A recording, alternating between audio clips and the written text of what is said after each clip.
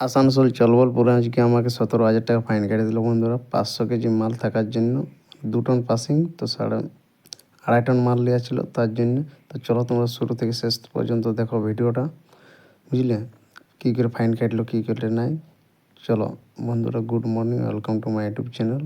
Facebook থেকে দেখলে বন্ধুরা ফলো করে দেবে। তো সকাল সকাল এখন বেরিয়ে গেছি আমি পালনজালে রাইতেছিলাম আমার মামা বাড়িতে।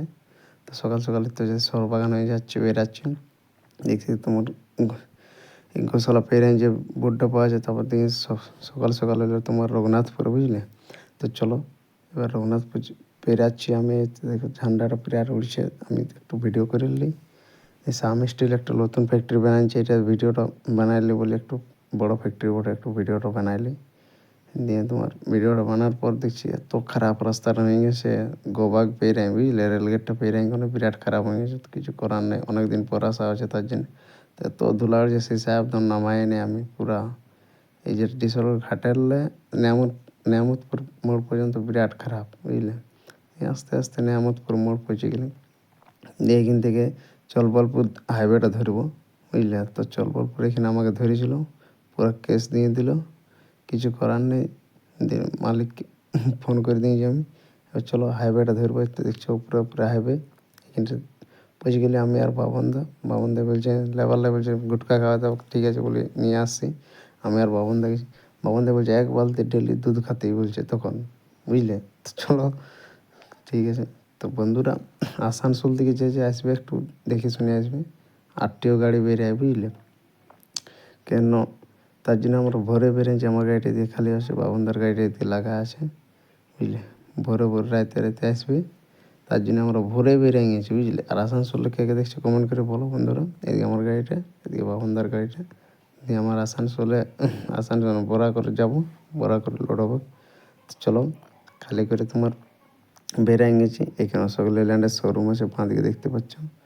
চলো তাহলে এখন বড়া করে যাবো, বড়া করে লোড করতে বললে। দেখছো আরটিও গাড়িটা দেখছো কেমন ঘুরছে, স্করপিও ঘুরছে, লোড করে তো বেরিয়ে গেলি।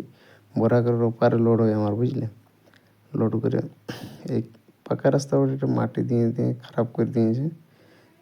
উপরে উপরে দেখছো, হায় বাবারে কি ধুলা গো, উপরে উপরে ট্রেন যাচ্ছে। তো চলো ট্রেনটা যদি পড়ে যায় তো মরিয়ে যাবো রে বাবা। চলো চলো চলো ঝাঁকে চলো পেরাত দাও বাবা কোনো রকম। দিয়ে বরাগড় টাউনটা পেরিয়ে গেলে এবার পাহাড়টা তোমার বলন্তি জয়চন্ডিনী কী বলে পাহাড়টা, কারো যদি জানা থাকে তো কমেন্ট করে বলো। পাহাড়টা পেরেছি, খাবার খাই নিয়েছি এখানে সড়বড়িয়ে, ঝাঁকিয়ে যাচ্ছি খারাপ রাস্তায়। কী করবে, রঘুনাথপুর ঢুকে গেলি, আস্তে আস্তে যাচ্ছি। দেখি রঘুনাথপুর টাউনটা পেরে যাচ্ছি, বুঝলে। রঘুনাথপুর টাউনটা পেরে একটা আসানসোলের গাড়ি দেখছি কী নিয়ে যাচ্ছে, আনাড়া রেলগেটটা ট্রেনের ঝান্ডা পতাকা নিয়ে কী করছে কে জানি না যারা। নিয়ে চলো আমাকে তো যেতে হবে টাইনে, বাবা টানায় আছে আমার জন্য। গোশালা মোড়ে ঢুকিয়ে গেলি, টাইনে যাচ্ছে বলে কি রেলগেটটা মনে হচ্ছে খোলা আছে।